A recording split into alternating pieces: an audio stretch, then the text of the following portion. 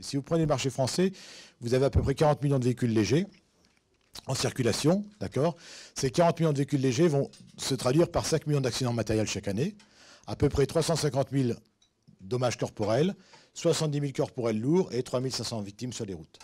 Voilà. Ben, vous avez à peu près les mêmes statistiques au niveau européen. Il y a des variations de pays à l'autre, mais globalement, les statistiques européennes sont assez constantes, avec un taux de 1 mort tous les 60 millions de kilomètres, enfin 60 morts par million de kilomètres, pardon, au niveau européen.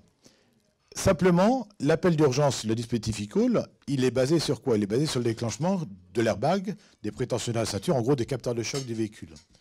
Et fort heureusement, quand un airbag se déclenche dans le véhicule, il n'y a pas forcément de blessés. L'airbag est là justement pour protéger les personnes et ça fonctionne. Les dispositifs de sécurité secondaire fonctionnent dans les véhicules. Donc, dans la vraie vie, dans la vision de la Commission européenne, notamment de la DG Info, e-call, c'était ça. C'était la tête de la pyramide. D'accord? S'intéresser aux victimes, s'intéresser aux accidents lourds, aux corporels lourds, dans lesquels la notion de délai d'intervention pouvait avoir des impacts importants sur les chances de survie. Dans la vraie vie, qu'est-ce qui se passe? Le déploiement de l'e-call, il se fait bien au-delà des victimes, des blessés lourds, des blessés légers. Il va taper quelque part entre les 70 000 accidents corporels et les 5 millions d'accidents matériels en France annuellement. Il va situer quelque part par là. Donc deux conséquences. Du point de vue gauche, du point de vue des services de secours, c'est-à-dire attention, on va avoir un taux de fausse alerte extrêmement important, parce que pour les services de secours, un véhicule en panne ou accidenté sans blessé, ça ne les concerne pas. Deuxième impact, l'accident matériel, l'accident corporel léger, c'est déjà traité aujourd'hui, ça existe. Ça, c'est le métier de l'assurance, c'est le métier de la réparation automobile, et c'est le métier des assisteurs.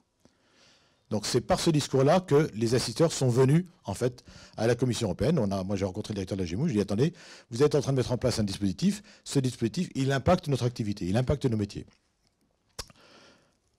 Voilà, dans deux cas sur trois, le déclenchement d'un airbag ne se traduit pas par un blessé à bord de véhicule.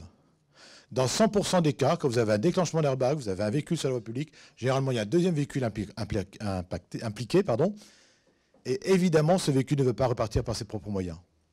Évidemment qu'il y a un besoin pour le consommateur. Donc s'arrêter, et là on commence à rentrer dans une logique de coopération, s'arrêter en disant s'il n'y a pas besoin des pompiers, au revoir monsieur, appelez votre assurance, ça n'a pas de sens. On a tous les moyens pour agir. Et aujourd'hui, c'est ce dispositif-là, c'est cette chaîne de traitement que nous allons proposer.